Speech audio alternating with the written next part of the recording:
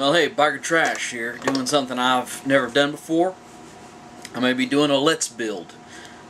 Get this, the Gundam Astray Redframe PG. Unfortunately, I'm lying to y'all, and PG is pretty goofy. So right here we've got all the parts out. It looks like there's 3 trees worth of parts. So I'm going to have to hurry because I don't want to make this like a 12-parter or anything. I will be doing this just straight build because, you know, I've never done a PG build before. I'm a little intimidated at it. Oh man, I mean,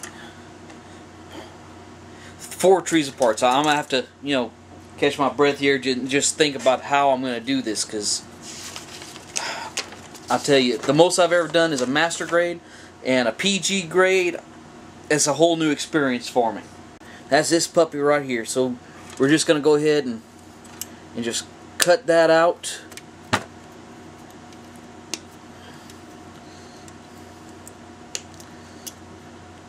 Alright, we got some rough edges here. So we're just going to kind of use our file. So got that all nice and smooth. And alternately, you can use just a hobby knife to trim the flash off, but I don't like the way that it discolors the plastic. I just like to take my time and use a file most of the time. Gonna have to put, see here, polycap joint right here, and 2 M's on the side of that.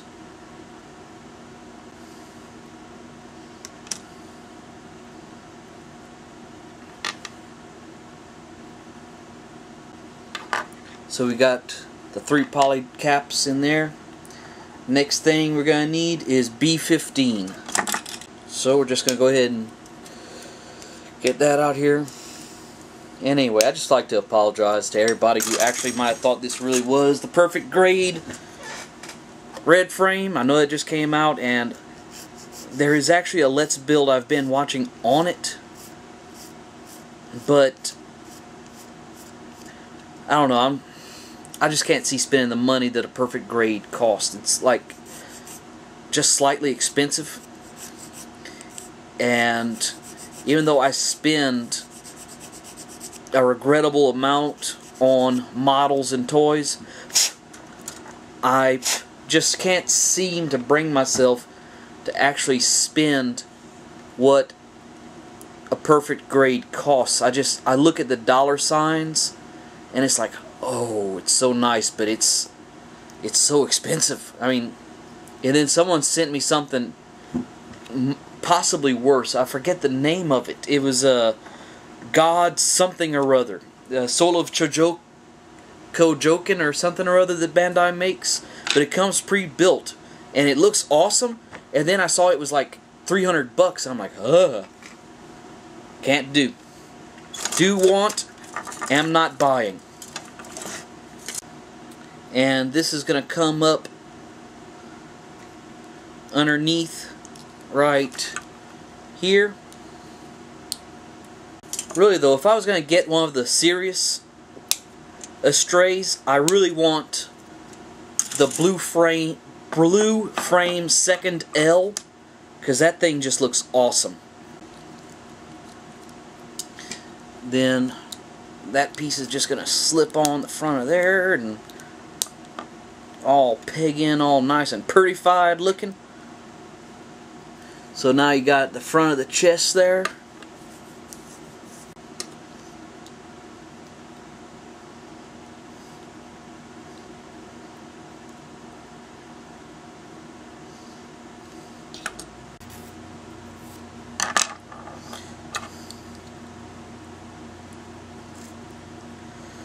So get those 2 parts on, and you now got the little shoulderses. They got a little bit of range of motion to them, which I'm surprised. I really don't look at the reviews for these things, the little SD Gundams, just because they look entirely too cutesy. But they sure are affordable. I mean, this guy right here only cost $5. Put one beam saber on.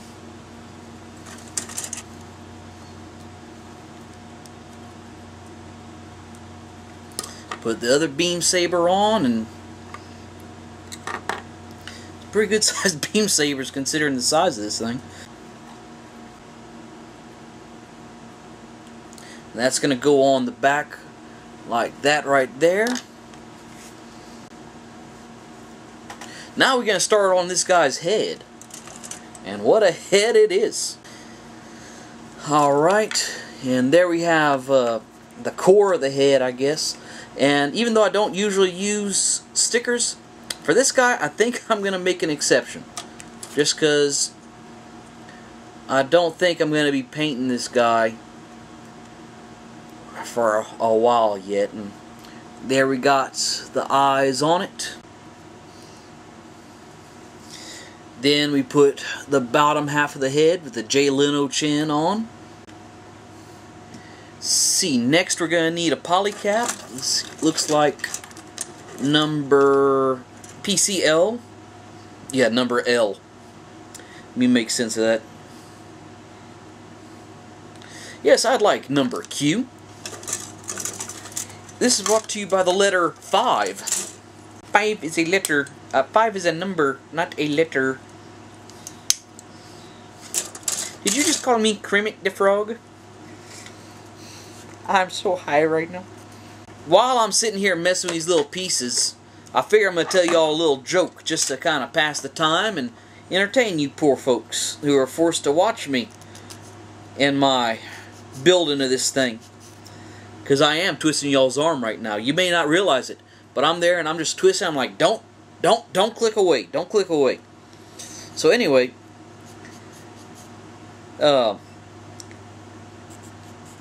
Frog walks into a bank. Walks up to the teller, notices her name is Patricia Whack. So, he walks up to her and he says, "Excuse me, my name is Kermit Jagger, and I need a loan for $30,000. Well, the teller says, "Well, we don't give loans for $30,000 unless you can prove you're good for it, and I've never seen you in my life." So the little frog says, "Well, my name is Kermit Jagger." And he reached in his pocket and pulled out a little purple elephant about yay tall. Handed it to her and says, "Bring that to the bank manager. Tell him Kermit Jagger is here for a loan. I'm good for it. And that'll straighten everything out." So Patricia walks over to the bank manager and says, they've got a frog here looking for a loan. Says his name is Kermit Jagger. That I should give you this little elephant and it'll all be good. So the bank manager looks at it and kind of nods his head. And she says, "Could you do me one favor though? What is the purpose of this little purple elephant?"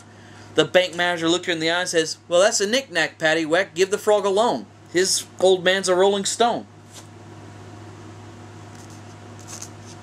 That's the punchline.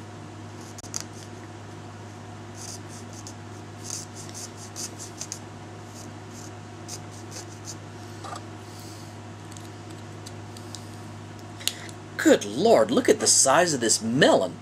Got another one for y'all. Piece of string walks into a bar. Says, "Excuse me, barkeep, I want a drink." Bartender looks at him, says, "Listen, we don't serve your kind here in this bar." He said, "Well, what's the matter?" "We don't serve string. Now get out." So the little piece of string walks outside, ties itself in a knot, and just kind of ruffles itself up. Walks back into the bar. The bartender, he walks up to the bartender and says, "Hey, barkeep, give me a beer."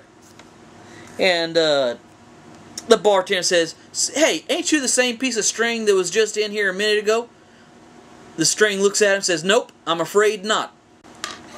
Oh, I don't see how the people that do these, you know, the Let's Builds regularly, can keep coming up with stuff to say, because, you know, it's either I'm just going to say, well, I'm now placing the V-fin into the forehead crevice where it will stay for the rest of its life. I mean, but, you know, just to come up with something clever and witty is becoming difficult for me. Let's see. Yeah. So now we've got his head on the chest, which this guy just seems like he'd be incredibly top-heavy. Let's see, done with the melon. Get the melon head out the way for a little bit. See, next is going to be B11.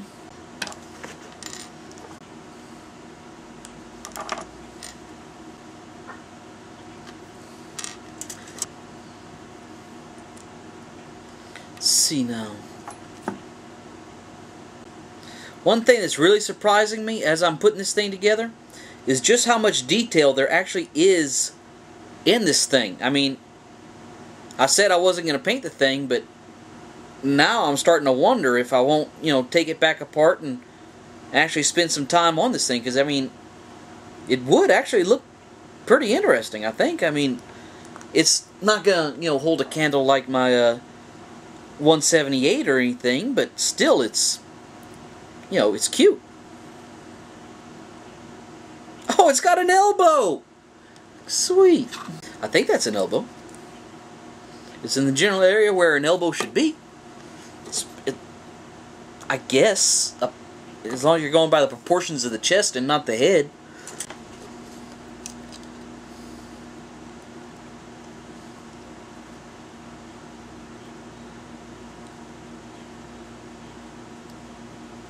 Alright, now we got two arms, upper arms at least.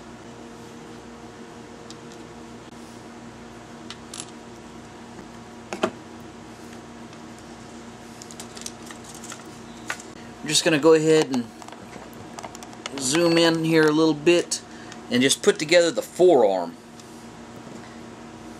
And while I was cutting the pieces out for this, I think I may have actually found the only piece on here that I'm not impressed with at all. This is the hand. The bottom of it is just hollow. Hollow! Alright, so now we've got a forearm complete, and I'm guessing that's the top of it. I wonder if anything goes on the bottom. Yep, something will be going on to it. Let's see here. Then this right here is going to go on to the back of the forearm. I'm not sure which direction. Okay, there, this, okay. Like, no, this. Then let's pop this onto the right arm. So now we've got a complete right arm except for the shoulder armor. And wow, check out just how much that'll actually bend. It's pretty cool there. For, you know, what it is. And there it is with two nearly complete arms. Again, once again, just missing the shoulder pad.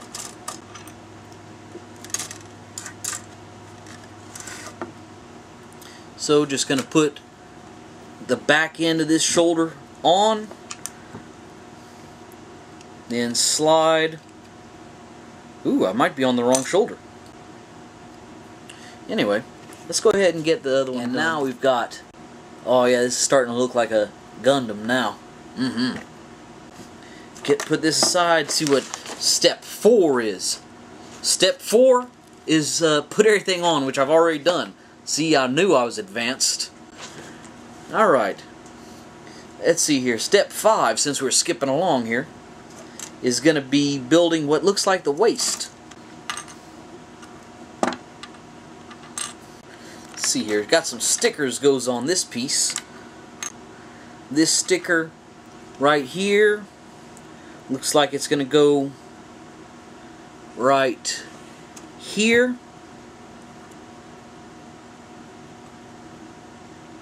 Oops. And that's just going to lay down just like that.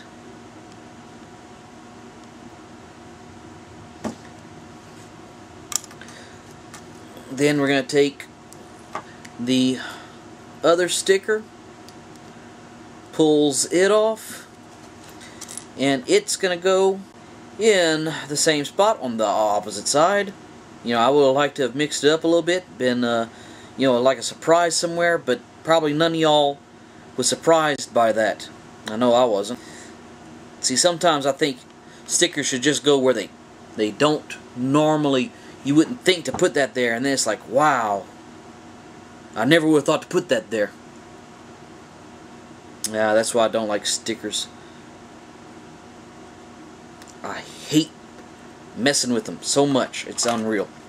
But since, like I said in the start, I'm doing this straight build, gotta put the stickers. Now this one folded on me, and I'm putting it upside down. Looked like it was just rectangular, but there is a top and the bottom. But there is a top and a bottom to this particular sticker, it looks like. So, yep. There's that sticker right there. All stickery. Now that we're done with all the stickers, there is not a single sticker left on this thing. Thank God.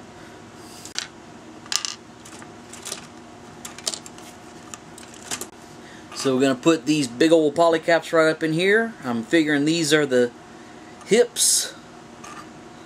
And piece this together. Come on, you.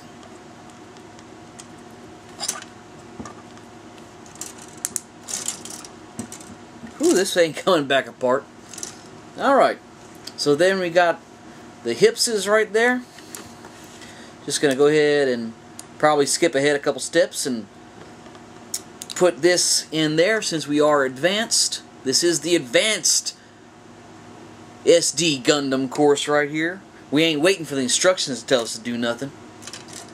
And then here come the entire legs in one piece, which is pretty neat because, I mean, I couldn't imagine trying to put a knee joint in anything that short. But if you look on the back side of them, the legs are hollow, and you can see that they're hollow. At least I'm guessing. I'm guessing there's going to be enough of this showing to be able to tell it's hollow. I may be wrong. Of course, for $5. I don't even think you can buy a first grade for $5. And I gotta say, this are the those no grade seed kits I was ragging on in one of my earlier Gundam videos. I'd rather, you know, this right here is kind of crappy, but it's fun crappy. It's like, you know, when you're going into it, it's not gonna. It's hard to explain because I'm having quite a bit of fun, more fun than I thought I'd be having putting this thing together. But at the same time, what you gonna do with it once it's done? I mean, it's not like, of course, knowing me, I probably will display it. I mean, look at this. This is the legs is right here. I still got to put the feetses on the legs, but